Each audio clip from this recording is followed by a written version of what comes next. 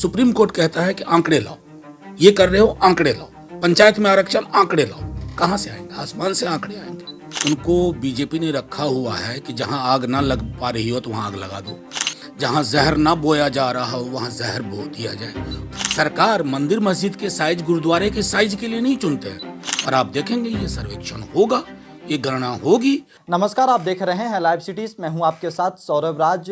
जातीय जनगणना को लेकर के बिहार सरकार को बड़ा झटका लगा है। पटना हाई कोर्ट ने रोक लगा दी है। मेरे साथ बात करने के लिए आरजेडी के राज्यसभा सांसद मनोज झा हैं। आप लोग को कह सकते हैं बड़ा झटका लगा है पटना हाई कोर्ट की ओर से। देखिए, आप जातिगत जनगणना के पूरे मसले का बड़ा अपमान कर रहे हैं ये कह करके कि हमें ये झटका लगा। ये झटका समाज को लगा ना। समाज चाह रहा था कि समावेशी विकास के एक मॉडल के लिए, एक प्रतिमान के लिए जिन वैज्ञानिक आंकड़ों की जरूरत थी उस प्रक्रिया में विराम लगाया गया। ये विराम अंतरिम है। लेकिन मेरा मानना है, जो मैंने पहली प्रतिक्रिया में भी कहा था, कि एक दल है जिसका समझ में आता है कि सामाजिक न्याय से उसका वैमनस्यता का रिश्ता रहा। हमने 90 से देखा, आज भी देख रहे हैं जी। सदन में कई दफा सवाल हमने उठाए। पूरी की पूरी बिहार असेंबली यूनानिमसली उसने प्रपोज किया था। हम सेंसस नहीं कर रहे थे, सर्वे कर रहे थे। सुप्रीम कोर्ट कहता है कि आंकड़े लाओ, ये कर रहे हो आंकड़े लाओ, पंचायत में आरक्षण आंकड़े लाओ। कहां से आएंगे? आसमान से आंकड़े आएंगे। मैं तो सिर्फ ये कहता हूं कि जो संवैधानिक संस्थाएं हैं उनको कंपल्सरीली 2 किताबें पढ़नी चाहिए। एक बाबा साहब की एनहिलेशन ऑफ कास्ट, और एक अभी हाल में पब्लिश हुई है कास्ट प्राइड, ये मनोज मित्ता की। ये पढ़ना चाहिए। इससे एक जो मार्टिन लूथर किंग वाली बात है कि व्यापक समाज के सरोकार को समझने के लिए व्यापक नजरिया होना चाहिए।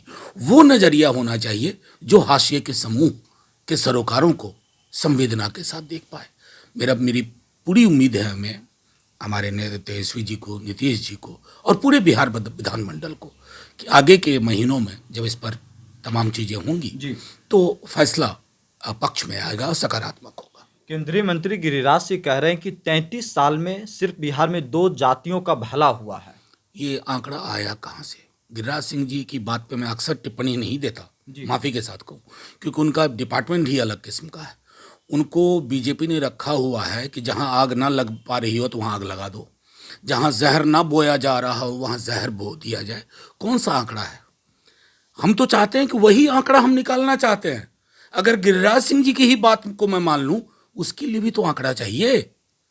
बिना सर्वे के, बिना सर्वेक्षण के, या तो गुप्त सर्वेक्षण करवाया है गिरिराज जी ने, वो उनकी क्षमता में नहीं है, तो जाहिर है उनको तो हमारे पक्ष में आना चाहिए और कहना चाहिए कि हाँ, ये सामाजिक सबलीकरण के लिए, एक जो इंक्लूसिव मॉडल के लिए ये सर्वेक्षण की आवश्यकता है। बल्कि उनको तो अपने दल पर दबाव बनाना चाहिए।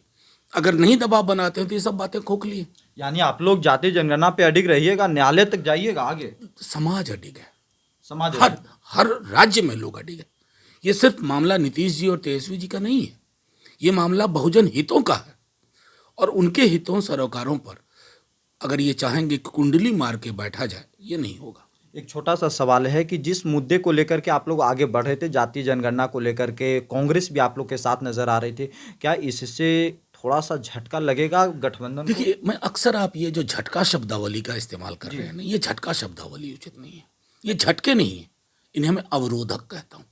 और कोई भी अवरोध कितनों भी ताकतवर संस्था से आया हो, वो जन सरोकार का परमानेंट अवरोधक नहीं हो सकता।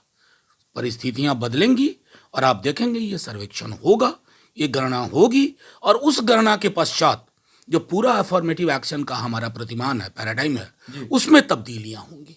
ममता बनर्जी भी करें कि बीजेपी को हराने के लिए सारे विपक्षी दलों को एक साथ आने की जरूरत है। कमोबेश इसी तरह की बातचीत नीतीश जी, हमारे डिप्टी सीएम तेजस्वी जी की भी है कि 1 to 1 फाइट सुनिश्चित करें कम से कम 90-95% सीटों पे। तो फिर बीजेपी, मैं समझता हूं कि कितने आंकड़े पर जाएगी कहना मुश्किल है, कितना नीचे जाएगी, और ये सुनिश्चित करना जनहित में आवश्यक है।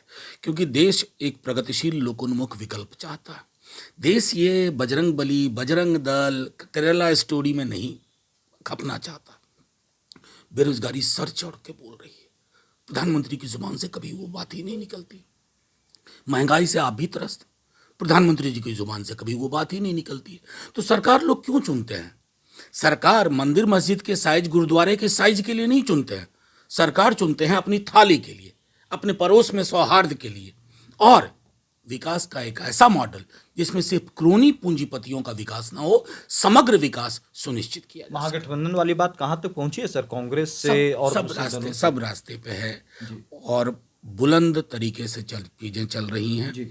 बहुत जल्द आप इसका एक स्वरूप भी देखेंगे, इसकी गारंटी देता हूं। शुक्रिया सर, थैंक यू। नमस्कार।